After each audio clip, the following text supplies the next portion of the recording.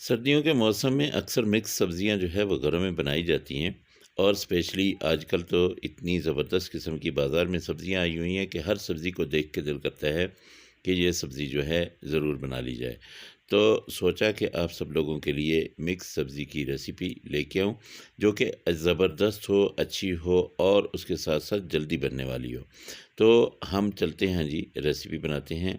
सबसे पहले हमने आयल लेना है। आयल कितना लेना है? तकरीबन आधा कप जो है ये हम आयल लेंगे और इसमें प्याज डालेंगे 2 अदद।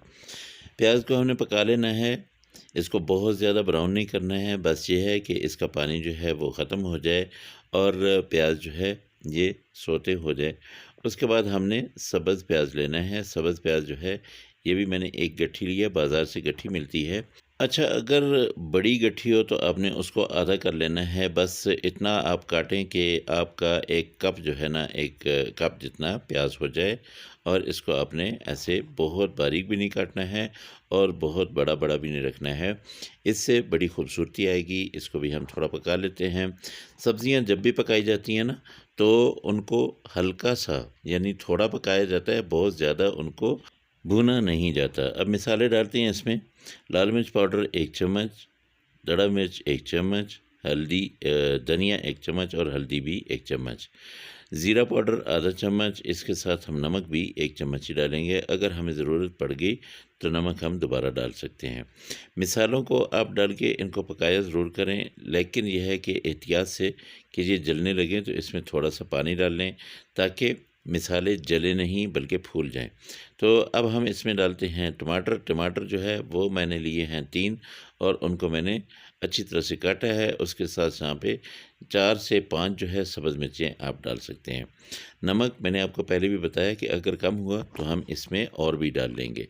तो इसके साथ इसको टमाटर को हम जब पका लेंगे, टमाटर ये गल जाएगा, तब हमने दूसरी सब्ज़ियाँ डालनी हैं। टमाटर को मैंने गलाया इसलिए कि यहाँ पे मैंने डाली है मेथी। मेथी को हमने अच्छी तरह से भूनना है। मेथी जब भी आप डालें ना, उसको आपने अच्छी तरह से भूनना है, वरना मेथी की कड़वाहट जो है वो बाकी रह जाएगी और इससे जो है कड़वाहट नहीं निकलेगी।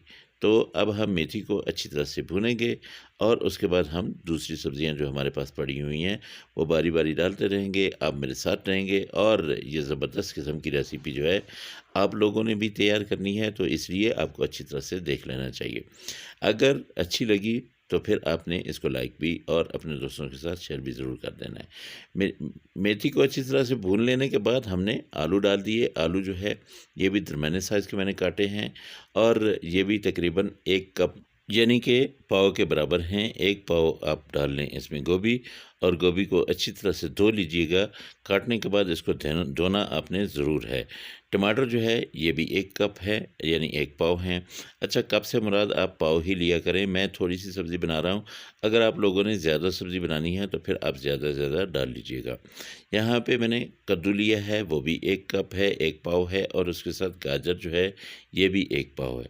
अब ये सारी सब्ज़ियाँ मैंने मिक्स कर ली हैं। अब इनको मैंने दम वाली आँच पे जो है इनको मैंने रख देना है, ऊपर से कवर कर देना है और तकरीबन 10 मिनट इसको मैंने ऐसे ही रहने देना है।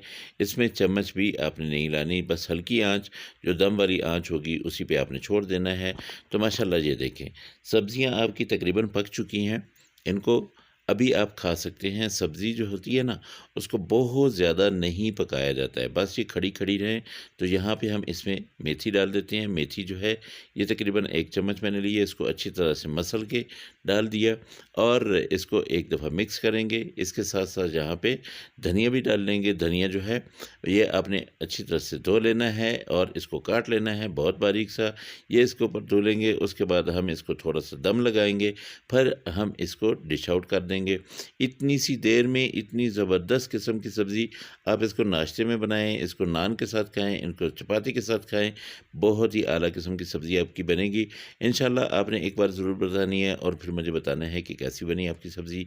ये देखिए कितनी कलरफुल किस्म की सब्ज़ी है और कितनी आला है कि दिल कर रहा है अभी से जो है इसको खा लिया जाए। खुशबू है कि बिल्कुल रुकने नहीं दे रही है।